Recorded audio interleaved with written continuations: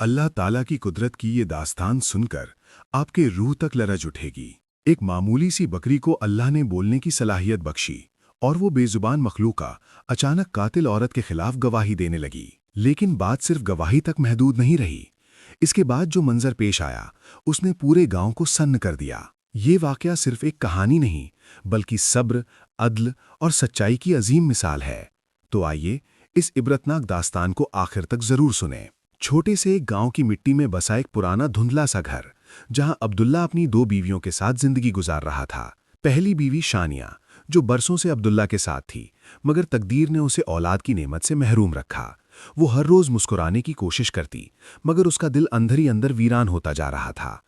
अब्दुल्ला की माँ, जो पोते की आरजू में तड़पती रही, आखिर एक दिन उसने बेटे की दूसरी शादी करवा दी। ये शादी ना किसी रईस आदि से हुई, ना किसी नवाब की बेटी से, बल्कि एक यतीम, मासूम और दिलकश लड़की से, जिसका नाम था अलीना। ना कोई माँ बाप था, ना कोई सहारा, बस एक बकरी थी जो उसके बचपन की साथी थी। यही बकरी उसका दहेज बनी और साथ चली आई। अलीना सिर्फ 18 साल की थी और उसके मासूम चेहरे पर नूर छलकता था। मगर जब वो इस घर में दाखिल हुई, शानिया ने उसे कभी अपने दिल से कबूल नहीं किया। हर लम्हा उसे तानों के तीरों से छलनी करती, कामों में जलील करती और तल्ख अल्फाजों से उसका दिल दुखाती। मगर अलीना सब कुछ चुपचाप बर्दाश्त करती। जब दिल टूटता, वो अपनी बकरी को गले लगाकर आंसू पोंछ लेती। कुछ महीनों बाद अल्लाह ने अलीना को उम्मीद की खुशखबरी अता की। अब्दुल्ला की खुशी का ठिकाना ना रहा। गांव में मिठाइयां बांटी गईं। अब्दुल्ला ने शुक्राने के नफल नमाज पढ़े और अल्लाह का शुक्र अदा किया। मगर शानिया का दिल झलकर राख हो गया। उसकी रूह में हसद का जहर फैल गया था। वो अलीना से और भी ज्यादा नफरत करने लगी। मगर अलीना अब भी सब्र का पायकर बनी रही। जब 9 महीने पूरे हुए, अल्लाह ने अब्दुल्ला और अलीना को एक प्यारी सी बेटी से नवाजा, जिसका नाम रखा गया अनाया। घर रोशन हो गया। अब्दुल्ला की मोहब्बत अनाया के लिए हद से बढ़ गई। ये देखकर शानिया का दिल अंदर ही अंदर सड़ता रहा।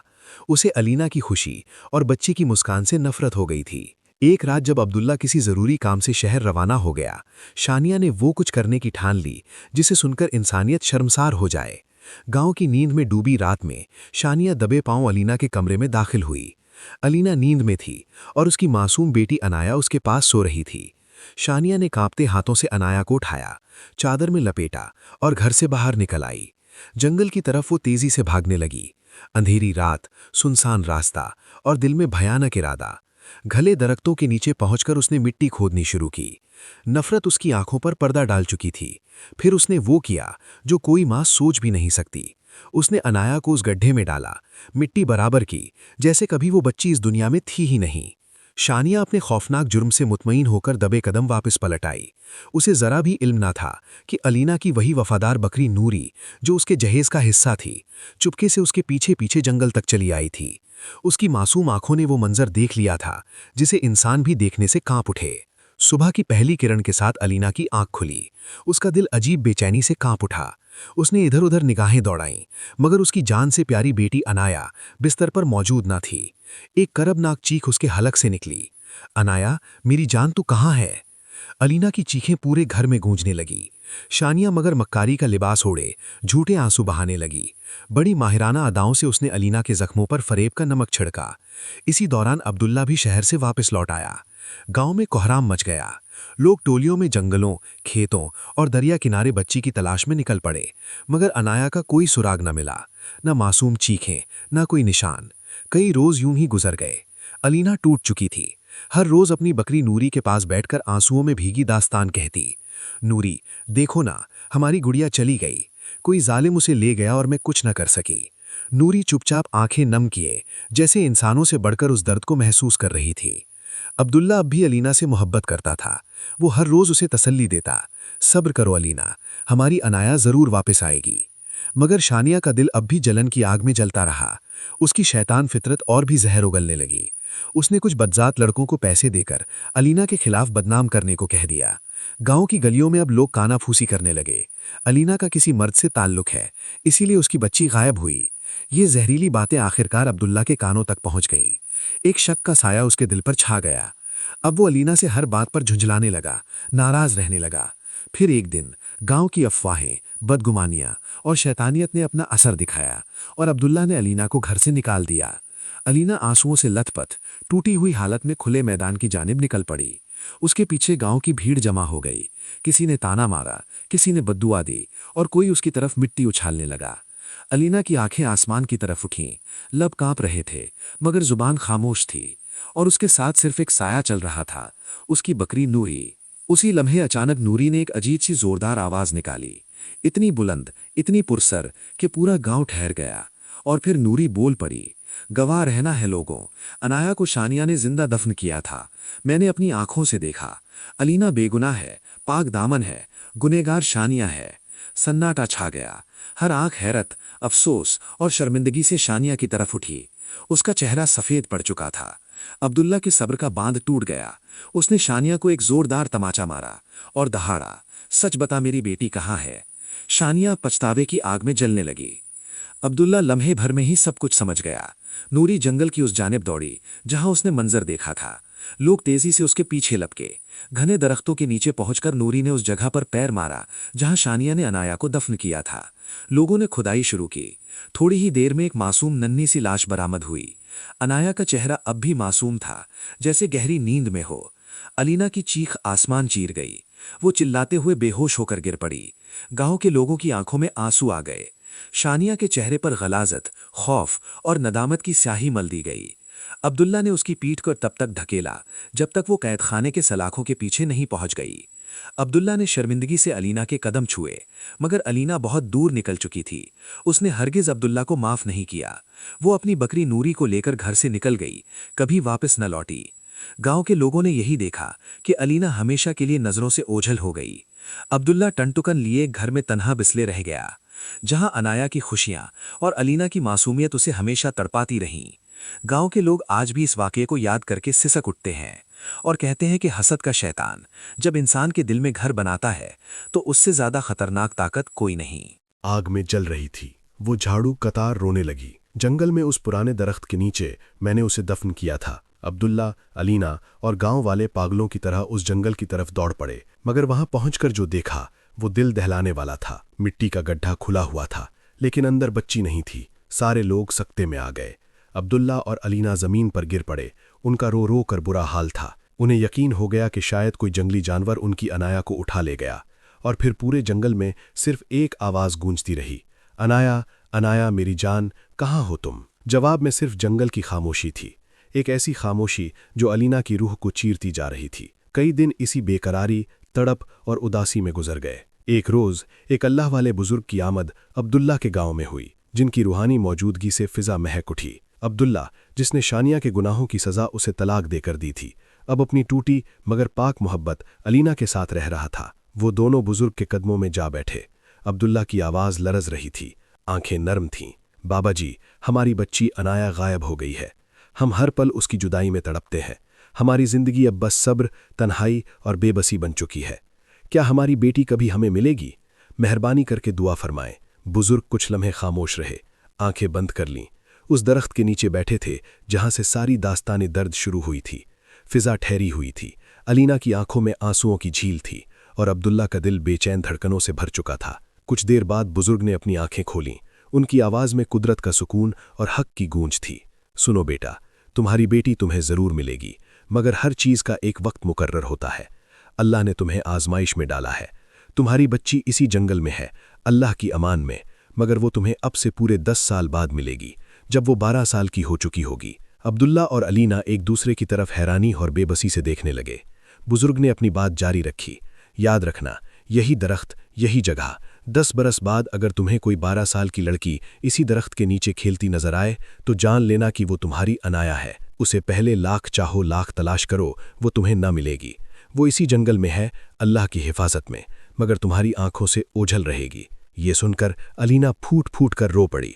दोनों ने सर झुकाकर अल्लाह के फैसले को कबूल कर लिया। उस दिन के बाद अलीना हर रोज नूरी अपनी वफादार बकरी के साथ उस दरख्त के नीचे जाती। कभी घंटों वहीं बैठकर अपनी बच्ची की यादों में खोई रहती, कभी खामोशी से दुआएं करती, कभी हवाओं में बाहें फैलाकर तसव्वुर की अनाया को सीने से लगाने की कोशिश करती। अब्दुल्ला भी अक्सर वहीं बैठता, आंसुओं से भीगी आंखों के साथ फलक की जानिब देखकर कहता, या अल्लाह, हमारे सब्र का फल हमें अता कर। वक्त गुजरता रहा। एक एक दिन, महीने और साल बीतते गए। पूरा 10 साल का अरसा गुजर गया। अब अलीना के चेहरे पर हल्की झुर्रियां दिख रही थीं, गर्म दिन की मेहनत ने उसकी कमर को थोड़ा झुका दिया था, मगर दिल में अनाया की मोहब्बत उम्मीद की रोशनी की तरह जगमगा रही थी। एक रोज़ अलीना सुबह सवेरे उठी, नूरी को साथ लिया और उसी दरख्त के नीचे जाकर बैठ गई जहां सालों की मोहब्बत और इंतजार के कदमों के निशान दर्ज थे। वक्त गुजरता रहा। अचानक अलीना की निगाहें चौंक उठी। एक 12 साल की हसीन बच्ची दौड़ती मुस्कुराती उसी दरख्त की जानिब चली आ रही थी। अलीना का दिल तेजी से धड़कने लगा, मगर जैसे ही उस बच्ची की नज़र अलीना पर पड़ी वो ठिठक गई। उसकी आंखों में आंसू झिलमिलाने लगे। वो पलटकर वापस जाने लगी। तभी अलीना तड़प उठी। बेटी रुको, कौन हो तुम? इस जंगल में अकेली क्या कर रही हो? लड़की पलटी, मासूमियत से जवाब दिया, मैं यहाँ अपने बाबा के साथ रहती हूँ। थोड़ी दूर हमारी एक छोटी सी झोंपड़ी है। अलीना का दिल जोर जोर से धड़कने लगा। उसे अल्लाह वाले बुजुर्ग की वो बात याद आ गई। अभी अलीना आगे बढ़कर उस बच्ची को अपनी बाहों में भर ही लेने वाली थी कि वो मासूम अचानक पलटी और जंगल की तरफ भागने लगी। उसकी रफ्तार ऐसी थी जैसे किसी अनदेखी ताकत ने उसे अपनी गिरफ्त में ले लिया हो। अलीना के लबों से बेख्तियार सदा निकली, अनाया मेरी जान, मेरी बात तो सुनो, रुको। मगर वो बच्ची ऐसे भागती रही जैसे किसी और ही आलम में हो। अलीना का दिल जोर जोर से धड़कने लगा। सामने सिर्फ अपनी बेटी का चेहरा था, वही मासूम आंखें, वही प्यारी मुस्कान।